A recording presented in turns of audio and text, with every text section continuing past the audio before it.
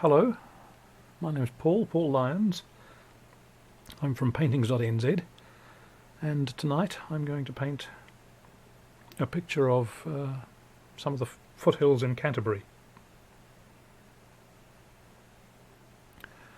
I guess it's a deceptively simple painting, but we'll see whether or not it ends up being as simple to produce these apparently simple shapes as I imagine.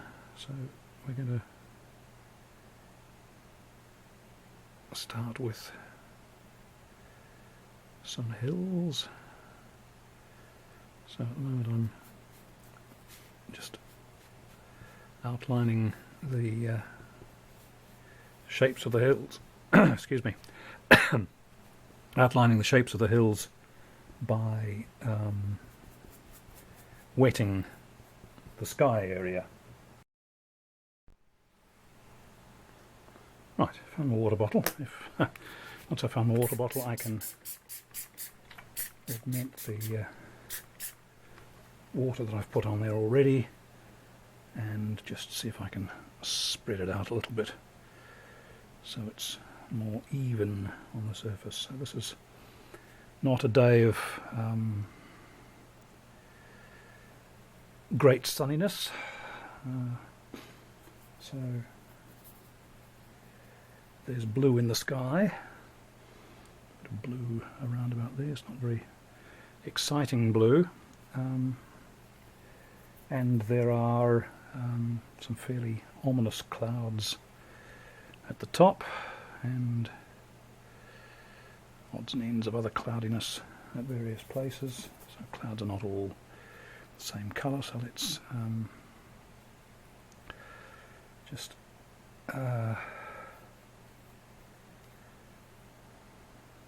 change the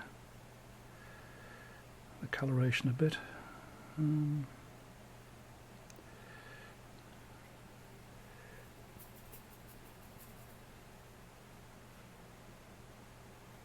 Fairly dark colours up at the top there.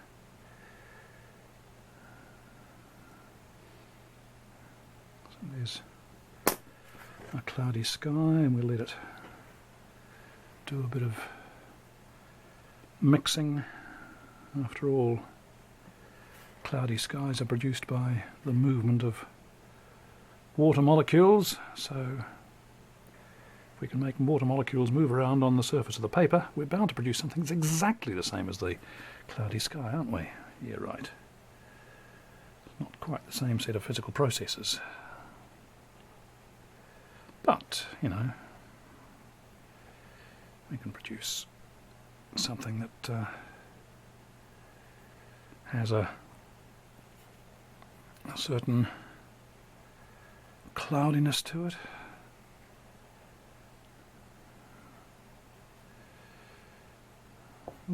It's not quite what I was expecting there.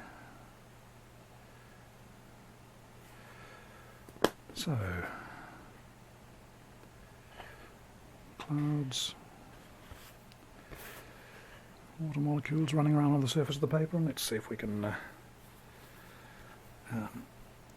make one of those a fairly light coloured cloud over there with comparatively hard edges, just to ring the changes in the cloudscape, and do the same in other places, but not quite to the same extent.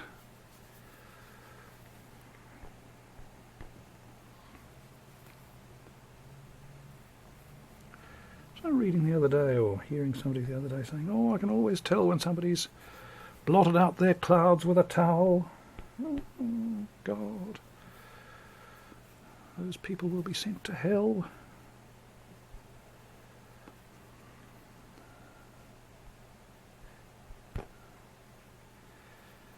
So,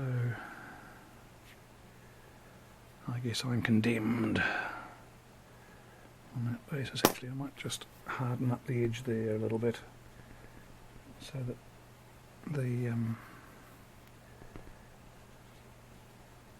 I can give the cloud at the top there, hopefully, Slightly darker bottom edge. Oh, I think it's just dried out a little bit too much to get that distinction. So let's try doing it with the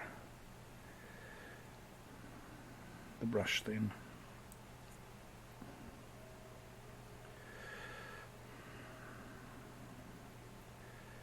And just try to emphasize some of the shapes that have started appearing that resemble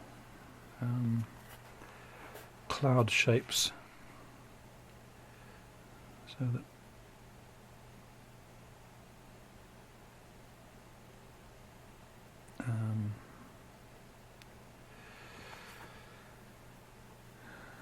we just try and use the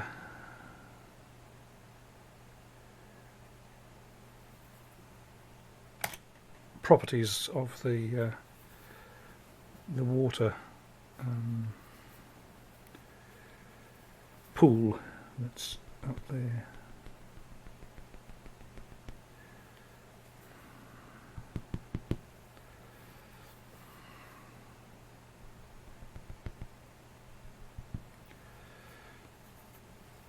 And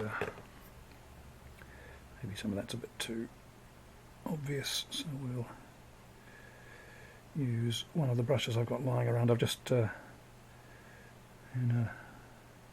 an unusual move today, Paul Lyons actually cleaned his brushes. So yeah, I went out into the bathroom and ran water all over them and soap and just generally cleaned them. So I've got a bunch of clean brushes there, all full of water, which just at the moment happens to be a sort of useful thing. And I might just take some pigment away at the top there, which is what I was trying to do before with the with gravity, but gravity wasn't, well, I suppose gravity was there, but the water wasn't moving the way I wanted it to. All right, that's probably a reasonably skyish sort of sky. Is it? And I put down the brush that had all the pigment and I can't see where it is now. Where's that one? Nope. I can't remember which brush I was using. Was it that? That was too. Alright. So I wanted to harden up some of the edges.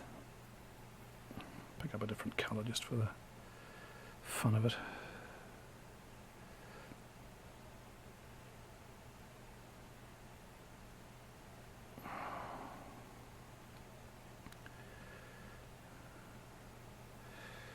So we've got a fairly complex sky going on.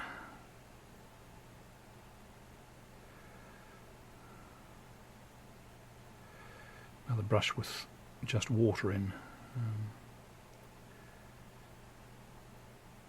Trying to soften up some of those very obvious areas of pigment. There we are. That's, I think, now that it's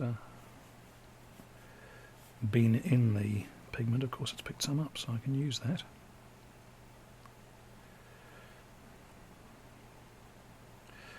And get some variation.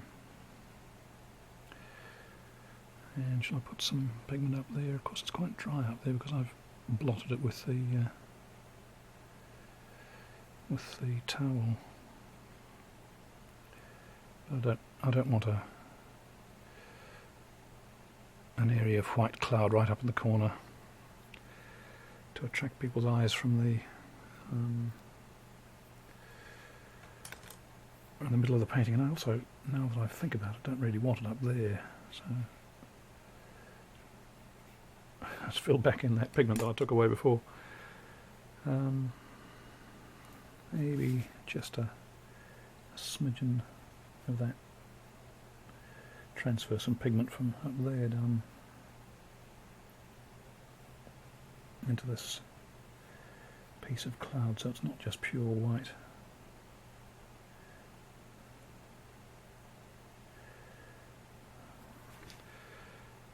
Alright, that'll do. That's a sky.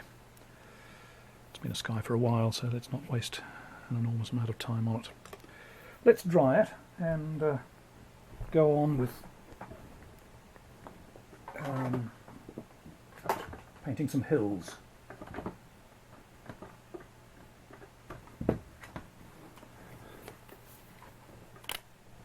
Ooh, no power. Let's turn off the camera. So we'll dry it so we can then go over the mountains with mountain colour, without mountain colour blossoming up into the sky. Alright then, so that's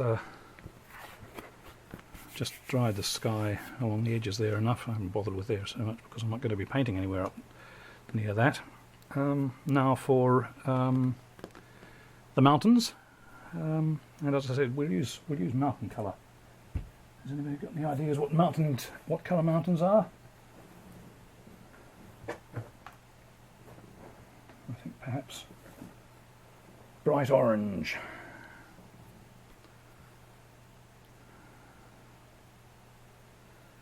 Actually, I might, having just been silly about it, I might actually be a bit more bold with some of the colours than I have been being recently. I feel some of my colours have got very staid, so let's put a bit of bright colour down, shall we?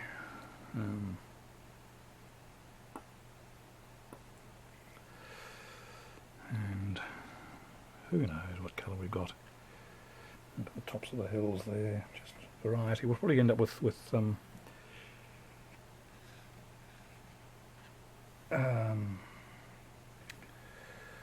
lines where this paint has been applied appearing on the paper, but you know, we'll work with these strange phenomena to see how they work out. So we've got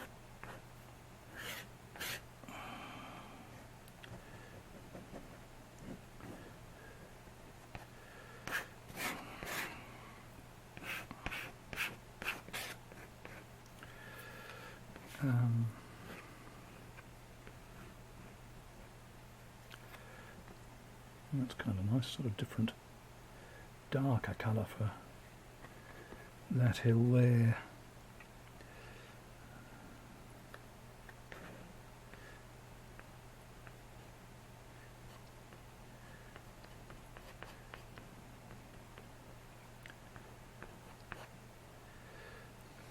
Right, and kind of want to sweep from there. What else should we do?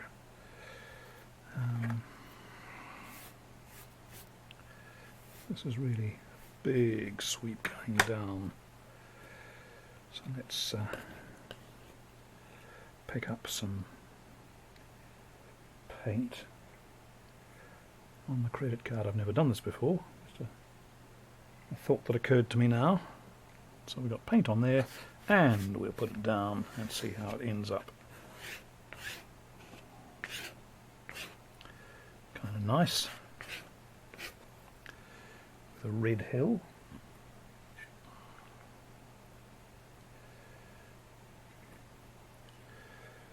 And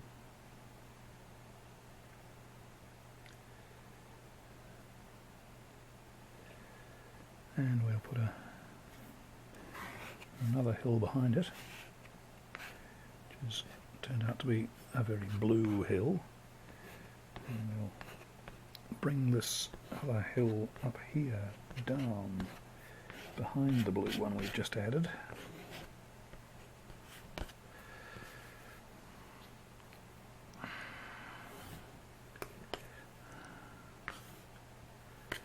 So we get these sweeping shapes going across the painting.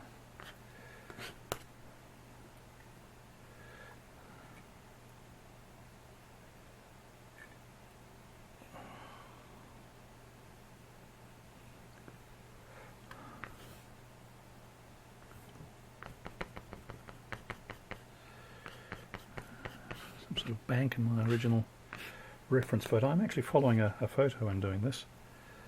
And I want to retain that sky in its fairly naturalistic appearance. So I quite like the juxtaposition of somewhat abstract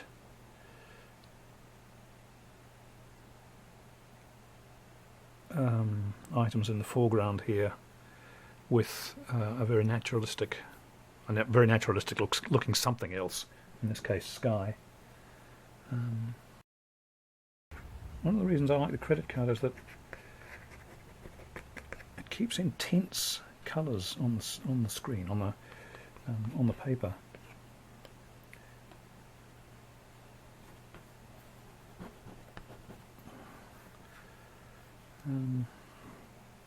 Whereas often the sort of on the paper mixing that I normally use, the wet in wet mixing, can end up looking a bit dull. The bane of painters is muddy colours, and I've got theories about muddy colours, but I certainly can't guarantee not to produce them. So let's have a foreground that is a bit darker. So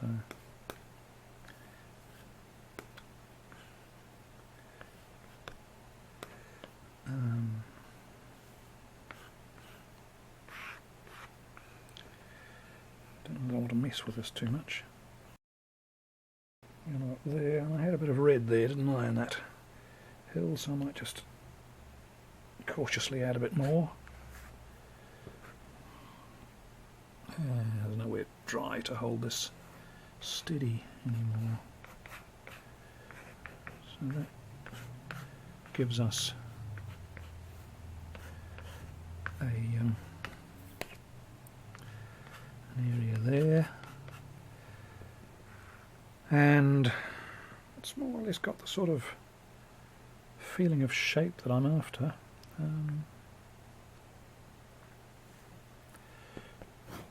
No, I lost the wetness there, I think, at this stage. I can't do anything with it. But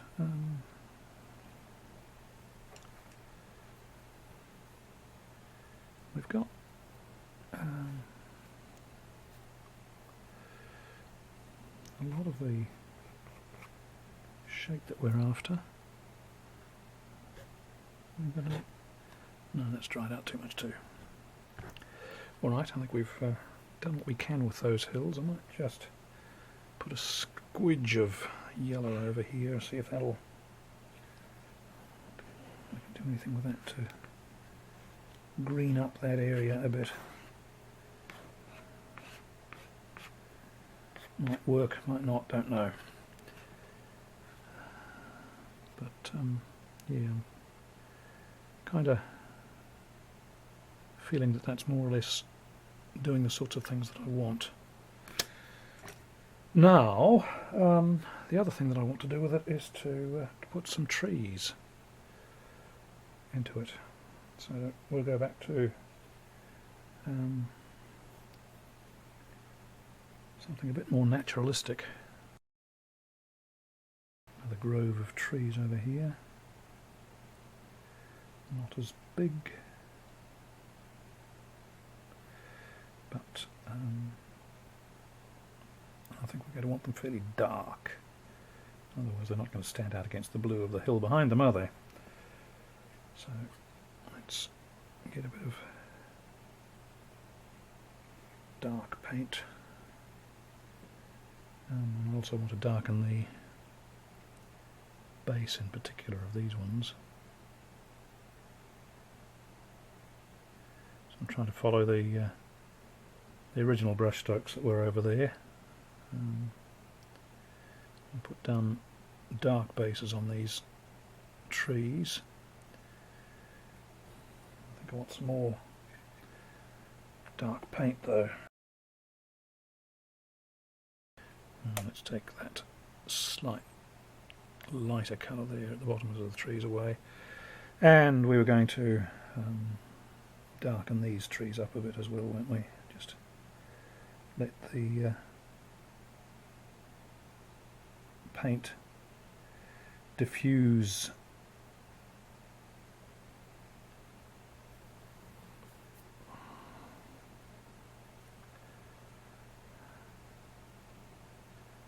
towards the top.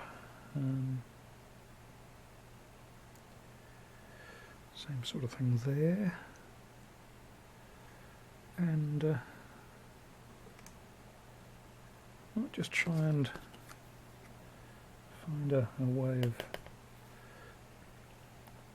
Oh good, it's still not quite dry yet. Just want to lead the eye into the painting a bit. So if we can get a difference between the colour here and the colour just over there to the left, then hopefully we can just make a little path for the eye to go into the painting.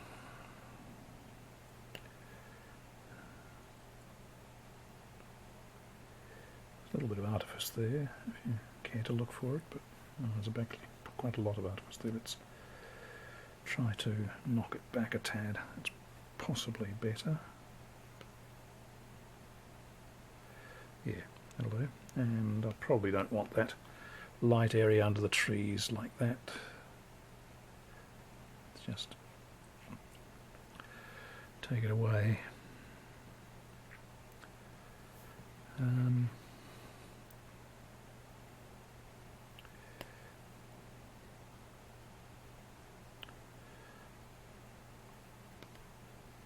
Let's give something up on the hills there to catch the eye.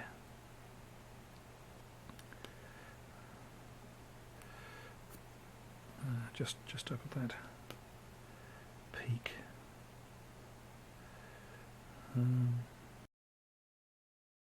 Sort of valley shape produced down there.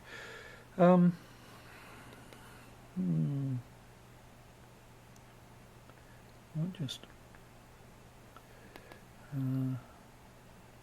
harden up that edge a bit. Where one thing stops and the other thing starts. Alright. I'm going to call that done. Another quick painting. Credit card speeds things up sometimes. And since I did quite a lot of area with the credit card, that's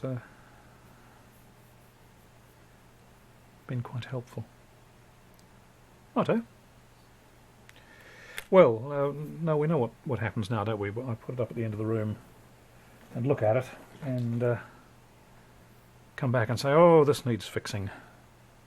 And it's not always something that's apparent when I look at the picture in the screen monitor, which at the moment I'm doing, and it looks as though it's going to work as a painting, but I'm going to put it up at the end of the room and evaluate it and see what I think.